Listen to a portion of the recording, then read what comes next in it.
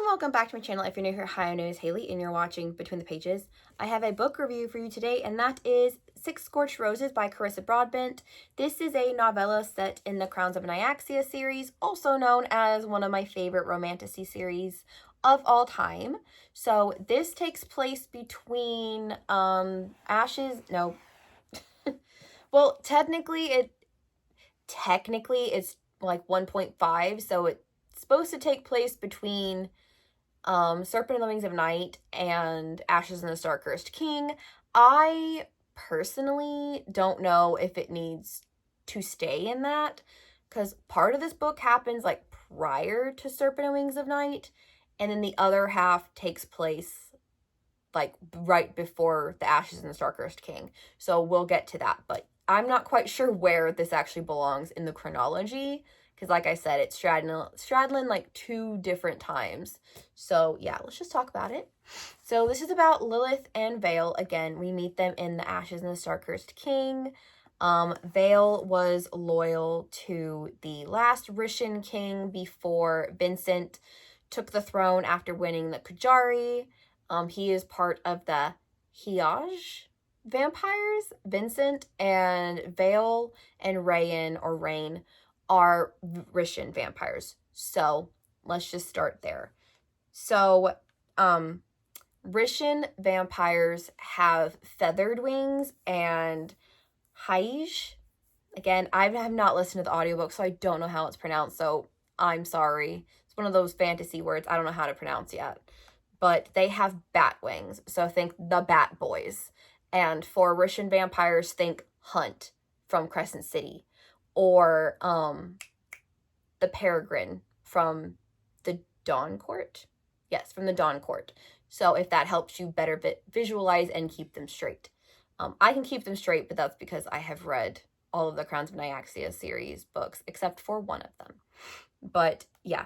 At some point, Lilith is mentioning that, like, she knows vampires have wings, or where he's technically from, vampires have wings. And I was like, but Vale doesn't have wings. We do find out later that he does have wings, and his wings are, like, I think they're either, like, cream or, like, gold colored, which is different than Rayan, because his, I believe, if I remember correctly, are black with like red tips, for an obvious reason that you find out in the Ashes and the Star-Cursed King. Well, technically at the end of the Serpent and the Wings of Night, but yeah, you kind of find out why he has red tipped wings, but Vale has like white, cream, gold, somewhere in that color range. But yeah, because I'm like, I guess he's like Reese in that he can like glamour his wings away, because like Oraya didn't know she had wings until Rayan like threw her off a balcony and like bam, she had wings.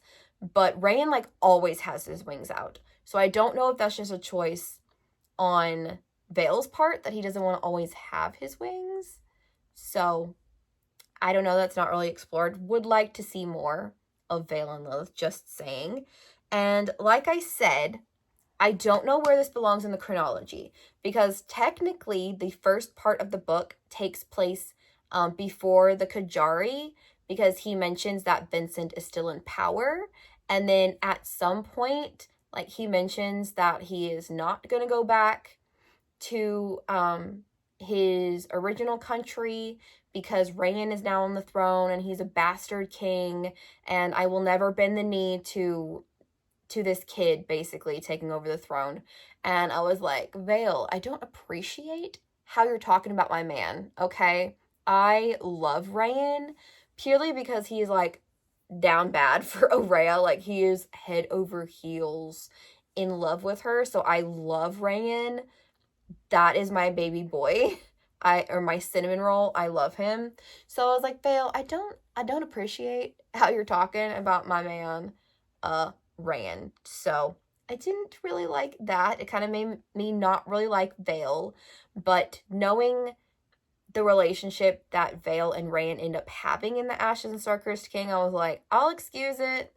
This was prior to them like actually becoming friends and allies. So I guess it's fine, but in the moment, it kind of made me upset because I was like, I love him and I don't like how you're talking about him right now. And then also the whole like 6 scorched roses thing.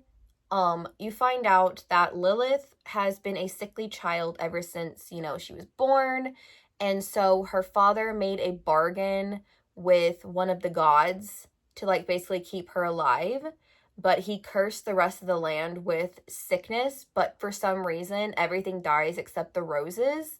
So like after Vale turns Lilith into a vampire, like the roses start dying, but like before, that's how she uses, like, because she wants Vale's blood to like somehow cure the sickness that has plagued her village and everything. So she's like, give me vials of your blood and I'll give you 6 roses, but the roses don't die.